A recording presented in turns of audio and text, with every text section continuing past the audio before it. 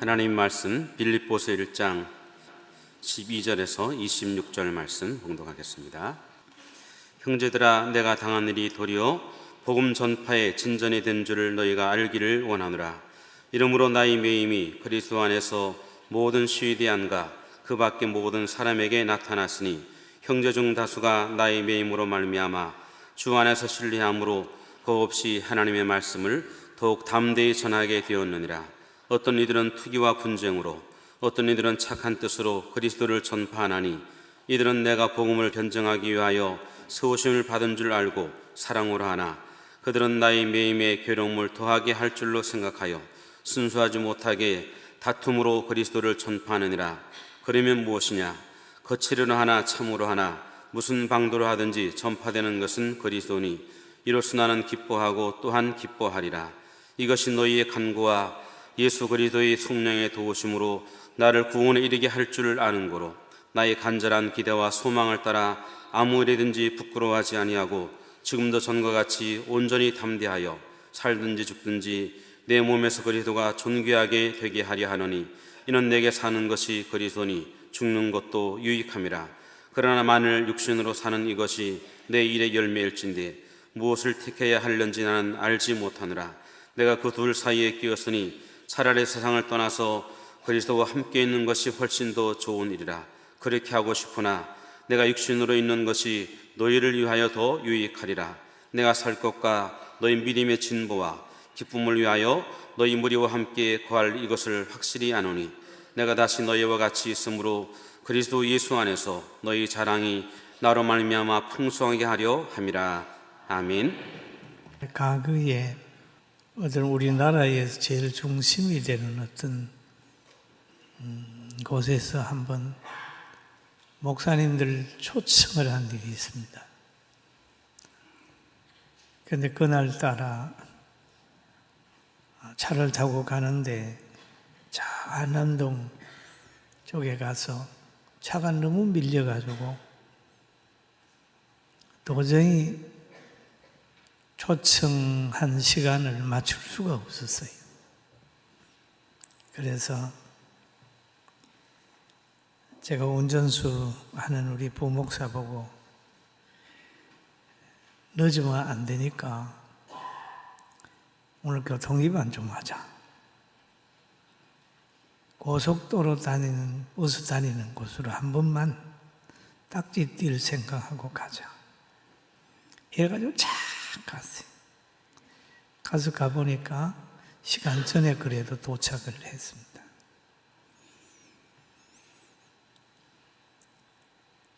그걸 보면서 초청자가 누군지를 알 때 그 시간을 지키려고 엄청 노력하더라고요.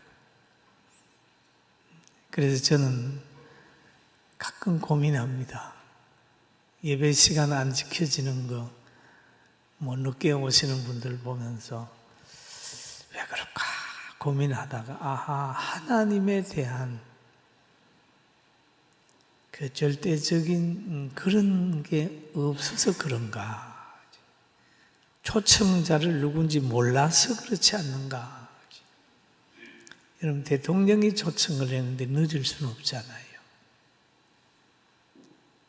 그런 건데 여러분, 대통령보다 더 높은 하나님이 초청을 한 건데 라는 생각을 하시고 교회에 오시면 절대 안 늦어요.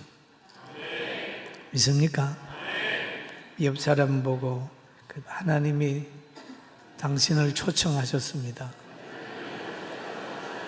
할렐루야. 예. 그러면 옷차림도 한번 보는 거예요. 가니까 우리 이재천 장로님도 와서 있더라고요. CBS 사장으로. 그런데 보니 티 입고 온 사람 아무도 없어요. 그 청바지 입고 온 사람도 없더라고요. 전체 넥타이 딱 메고 이렇게 왔더라고요. 여러분, 우리가 예배 나올 때 하나님의 초청인 줄 알고 아침 일찍이 해서 맛있게 차려입고 교회 와서 거룩한 예배 드립시다. 아멘. 너무 멋있어요. 하나님의 초청입니다. 그런데 그것을 하나님의 위대성을 제가 못 알려드렸어요. 여러분에게 못 알려드렸어요. 그게 다 무슨 내 죄입니다. 내가 부족했습니다. 얼마나 하나님이 위대한데 그 위대한 하나님을 그 하나님의 능력과 신분과 가치관 아름다운 걸 소개를 못하니까 성도들이 그냥 아무 생각 없이 교회 왔다 갔다 하는 것 같다. 그런 사람도 있는 것 같다 하는데 저는 지금 그 생각을 하면서 많이 회개하니까 우리 다 같이 하나님의 그 존귀함을 찬양하면서 신앙생활 합시다. 아멘. 문제는 나에게 있다. 그렇죠? 교회에 뭐 성도들이 약해지고 하는 것은 늘 나에게. 그래서 저도 강단에 올라올 때 좀 일찍 와서 기도 준비해야 된다. 또 교회 나오는 것도 마찬가지다. 남은 생에 어떻게 살 것인가 생각해야 된다. 이런 생각을 하면서 요즘에 조금 철이 들려고 합니다. 할렐루야. 철 드니까 그만둘 날이 가까워오는 것 같아서 철이 들어야 되겠다. 뭐 설교 전에 또 서론이 깁니다만 제가 어제 금요일 구역 공부를 마치니까 본부에서 전화가 왔어요. 목사님 빨리 오십시오. 지금 남북 정상회담을 하는데 기독교에서 어떻게 생각하는지 한국교회 대표에게 듣는 시간이 있습니다. 그래서 그냥 부랴부랴 쫓아갔어요. 카메라를 딱 대서 목사님 정상회담을 어떻게 생각합니까? 한국교회가 앞으로 어떻게 해야 됩니까? 몇 가지를 질문을 해서 나름대로 이제 얘기를 했어요. 얘기를 했는데 유수 시간에 잠깐 나왔는데 보니까 내 얼굴이 시커먼 게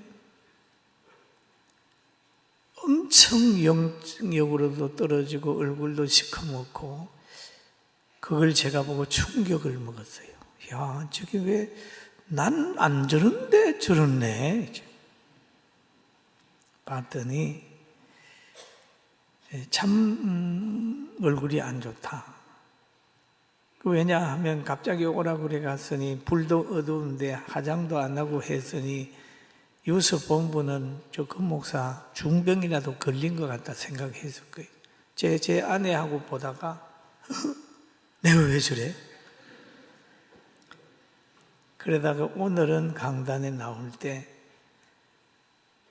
비비크림 바르고 나갔습니다.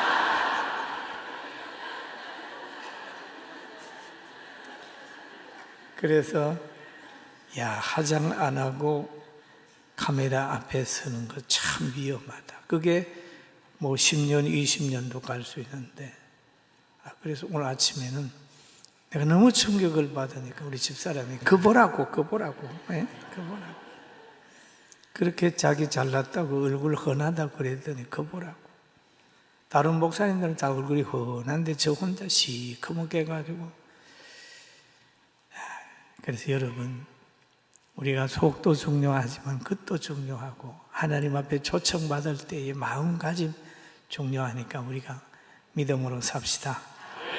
할렐루야. 옆 사람 뭐 당신은 세계 최고가 될 겁니다. 믿습니까? 믿습니까? 아멘 하는 사람은 되고 안 된. 우리가 이렇게 건강하게 제가 하는 우리 집사람이 그럽니다. 개척할 때 힘들어서 그러면 그럽니다. 내가 결혼하기 전에 갈등할 때 하나님이 나에게 보내준 게 있는데 저보고 목사라고 그래요. 목사님은 꼭 승리합니다. 내가 결혼 안 하려고 그렇게 도망가는데 아파 누웠을 때 꿈에 내가 되는 앞길을 보내주면서 가라고 그래서 내가 왔는데 꼭 성공할 겁니다. 승리할 겁니다. 그 얘기 들을 때마다 주먹을 불끈 오늘날까지 하는데 여러분과 제가 세계 최고의 교회가, 건강한 교회가 될 줄로 믿습니다. 오늘 나온 여러분들도 다 우리 교회에 소속해 있어서 그렇게 될 줄로 믿습니다. 할렐루야! 그렇게 될 거예요. 성경에 보면은 이런 말씀이 있어요. 시편 119편 71절에 보면 같이 한번 보십니다. 고난 당하는 것이 내게 유익이라 이로 말미암아 내가 주의 윤례를 배우게 되었나이다. 그랬죠. 고난 당하는 것이 내게 유익이라. 고난 당하는 것이. 가만히 지난 날을 생각해 보면 고난이 다 유익이 됐어요. 저도 그럽니다. 우리 교회도 마찬가지고 나라도 마찬가지거든요. 그 고난이 있을 때에 믿음으로 극복한 사람은 다 잘 됐어요. 그래서 구약의 시편 기자도 고난에 대한 이야기를 하면서 고난이 유익하다 그런 얘기를 했습니다. 자연도 마찬가지입니다. 고난이 있을 때 그 자연들도 더 나은 생을 사는 게 있어요. 한 알의 미나리의 고난은 썩는 거거든요. 한 알의 고난 썩으니까 30배, 60배, 100배 열매 맺을 수 있는 거예요. 또 영적인 것도 보면 예수님의 고난, 예수님의 십자가 죽음도 역시 다 이루는 과정이고 승리하는 그런 과정을 만들어낸 거예요. 또 이 고난을 하나님 편에서 보면 영광인데 사람 편에서 보면 고통이에요. 예수님이 십자가 질 날이 가까웠을 때에 대적하는 사람들이 예수님을 시험하고 대적을 할 때 주님은 그 모든 환경을 바라보시면서 영광받을 때가 왔다라는 표현을 하고 있습니다. 사랑하는 성도 여러분, 고난을 피하지 않기를 주의 이름으로 축원합니다. 그런데 이 고난을 통하여 승리케 하는 걸 보면 하나님의 요구가 있어요. 순종을 요구합니다. 그 다음에 자기 부인을 요구해요. 헌신을 요구합니다. 한 알의 미랄이 썩는 것에 요구하는 것은 흙을 요구하지요. 땅 밑에 들어가서 썩잖아요. 그럴 때 싹이 되고 또 잎이 되고 나중에 많은 열매를 맺지 않습니까? 그러면 고난을 통해서 얻어지는 걸 보면 순종하는 거예요. 순종하는 것 자체가 때로는 고난이에요. 빈배로 돌아올 수밖에 없는 상황에 있는 제자들에게 예수님 말씀하셨어요. 그물을 배 오른편에 던져라. 그랬더니 그물에 고기가 가득해가지고 집으로 돌아가지 않습니까? 하나님이 때로는 이런 고난을 통해서 성화를 이루게 하고 복음의 진보를 보여준다는 걸 깨달아야 되는데 바울 사도가 그거를 깨달았어요. 깨달아가지고 오늘 빌립보서 1장 12절에 말하고 있습니다. 형제들아, 내가 당한 일이 도리어 복음의 진보가 된 줄을 너희가 알기를 원하노라. 그럼 바울 사도가 당한 것이 뭘까요? 감옥에 갇히는 고난입니다. 빌립보에 가서 복음을 전할 때에 저 많은 귀신 들린 여자를 만났어요. 그런데 바울 사도가 하나님이 주신 영역으로 귀신을 쫓아내버렸어요. 그 여인에게는 진정한 자유가 있었죠. 얼마나 행복했겠어요. 귀신의 종으로 살다가 이제 자유함을 얻었으니 그 여인에게는 큰 기쁨이었습니다.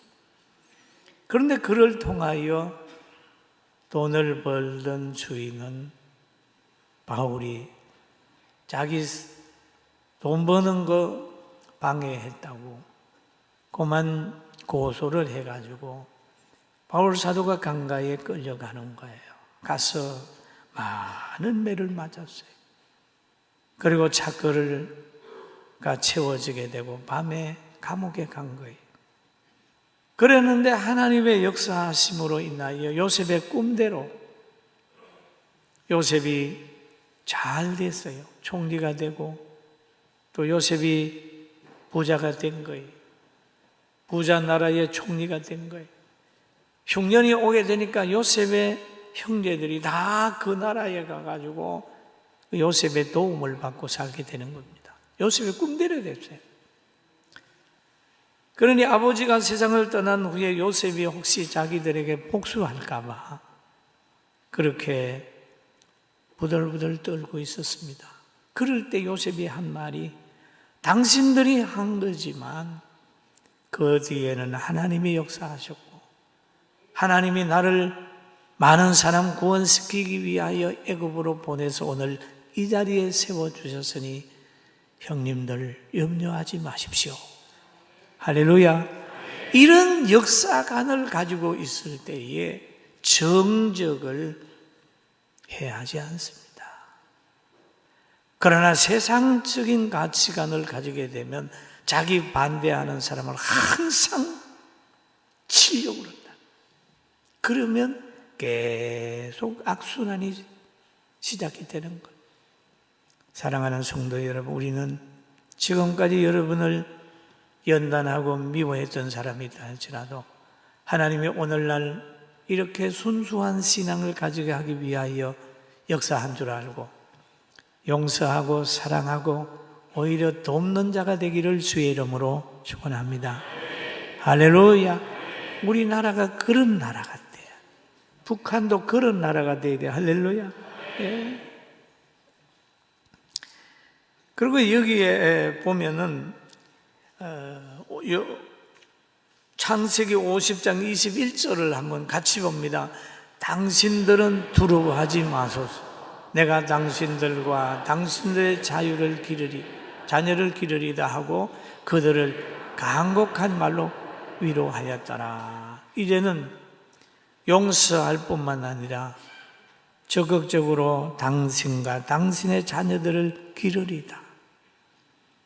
종리의 그 자리를 가지고 여러분의 보호자가 되겠습니다. 그러면서 간곡히 그들을 위로했다라고 하는 말씀이 있어요. 우리나라도 또 생각해 보면 많은 사람이 일본 사람을 두려워할 때에 주기철 목사님 같은 분은 신앙을 굽히지 아니하고 끝까지 신앙을 지켰잖아요. 그게 우리 대한민국의 큰 복음의 유익이 됐어요. 그리고 1948년 10월 27일 날 손양근 목사님은 사랑하는 아들 동인이와 동신이가 여수 순천의 어떤 사건으로 인하여 죽을 장례식을 치를 때 그럴 때 그 9가지 하나님 앞에 감사한 내용이 있습니다. 사랑하는 자녀들이 서로 아끼면서 이렇게 하다가 그만 그 당시에 반란을 일으켰던 잘못된 사람들로 인하여 둘 다 죽어버렸어요. 형제간에 서로 부둥켜 안고 사랑했던 그가 죽음으로 인하여 있을 때 그 손 목사님은 그런 말씀을 했대잖아요. 나 같은 죄인의 혈통에서 순교할 자식이 내게 자식을 허락한 걸 감사합니다. 복음을 양보하지 않고 순교한. 그리고 뭐 여러 가지가 많이 있습니다만은 그 죽인 아이를 청년을 자기 양아들로 삼아. 야, 이게 복음이구나. 이게 성도의 삶이구나 하는 것을 우리 모든 사람들에게 보여줬습니다. 그리고 삼남, 삼년대, 그 중에 한 딸이 우리 교회 가거에 와서 간증을 했습니다. 아버지에 대한 간증을 했어요. 주기철 목사님이 우리 민족의 신앙의 절개를 보여줬다면, 손양은 목사님은 신앙인이 용서하고 사랑하는 것을 실천했다며, 오늘 본문에 나오는 바울 사도 같은 분은 신앙을 양보하지 아니하고 전 인생을 걸고 재판을 받을 때라도 거기에서 예수 그리스도의 부활을 얘기를 하고 또 했단 말이에요. 그래서 그는 말하기를 내가 갇히는 것이, 매이는 것이 큰 복음의 진보가 있었다, 이렇게 고백했습니다. 사랑하는 성도 여러분, 오늘 예배 드린 후에 여러분 가정에도 복음의 진보가 있고 더더욱 행복하기를 주의 이름으로 축원합니다. 축원합니다. 여러분 잘 될 거예요. 그러면서 그런 얘기를 하죠. 내가 육신에 거하는 것이 너희를 위하여 더 유익하니라. 이 말을 읽다가 보면 내가 육신으로 사는 것이, 저는 저를 대입을 해봤어요. 과연 군포 제1교회 유익한가? 내가 사는 것이 우리 자녀들에게 유익한가? 내가 사는 것이 대한민국에 유익한가? 혹시 짐이 되지 않는가? 그런 생각을 했는데, 나도 바울의 이 신앙을 본받아서 정말 모든 사람에게 유익을 주는 생을 살아야 되겠다 하고 기도하고 있으니까, 여러분들도 그 삶이 하나님께 영광이 되고 대한민국과 교회와 가정에 유익된 분들이 되기를 주의 이름으로 축원합니다. 할렐루야. 삶이 그렇게 유익되다. 내가 어디 가서 짐이 되지는 않는가? 다른 사람에게 나의 피로를 채굴하고 있지는 않는가? 라고 잘 돌아봐서 내가 육신으로 사는 것이 너희를 위하여 더 유익하니라 라고 하는 바울의 고백을 할 수 있는 단계까지 가기를 주님의 이름으로 축원합니다. 그러면서 그는 말하지요. 내가 살 것과 너희 믿음의 진보와 기쁨을 위하여, 믿음의 진보와 기쁨을 위하여 너희 무리와 함께 거할 이것을 확실히 아노니 라고 하는 얘기를 하죠. 믿음의 진보, 믿음이 날마다 성장하게 하는데 자기 인생을 바치겠다는 말. 우리가 대한민국에도, 나는 그럽니다. 우리 아이들 보면 대한민국의 보배다, 우리 교회 보배다. 또 여러분들도 이 대한민국의 보배예요. 믿습니까? 자신을 뭐라 그러면 안 돼. 여러분과 제가 힘이 없다 할지라도 하나님이 붙들면, 저는 그런 생각이에요. 세계에서 최고의 목사로 하나님이 올려놓으면 올라갈 수 있다, 이렇게. 사업하시는 분은 세계에서 최고의 사업가로 하나님이 역사하면 할 수 있다는 거예요. 믿습니까? 그런 기대가 없으면 다 하나님이 높여놓으면 된다. 다윗처럼 부모님이 봐도 왕이 될 자격이 별로 없다고 생각해서 양치로 보냈지만은, 그러나 하나님이 하시면 형제들의 보다 앞설 수 있어요. 여러분 자신을 작게 보지 말고, 성경이 그러잖아요. 너는 내 아들이다, 강하고 담대하라 라고 하는 말씀을 그대로 믿고 세상을 이기게 되길 주의 이름으로 축원합니다. 할렐루야. 그렇습니다. 여러분도 놀라고 나도 놀랄 정도의 축복이 우리 교회와 우리 가정에, 또 여러분 가정에, 우리 군포에 있게 될 줄로 믿습니다. 지금 해외에서 말씀을 듣는 여러분들도 외롭지 않습니다. 외로움이라고 하는 것은 뭐냐 하면 비교의식 속에서 생기고 사람들이 안 알아줄 때 생기는 거죠. 그러나 하나님을 바라보면 외로워하지 않습니다. 외롭지 않습니다. 누구를 생각하고 누구가 알아주길 바라고 사람의 도움을 요청하니까 거기에서 외로워지는 거지.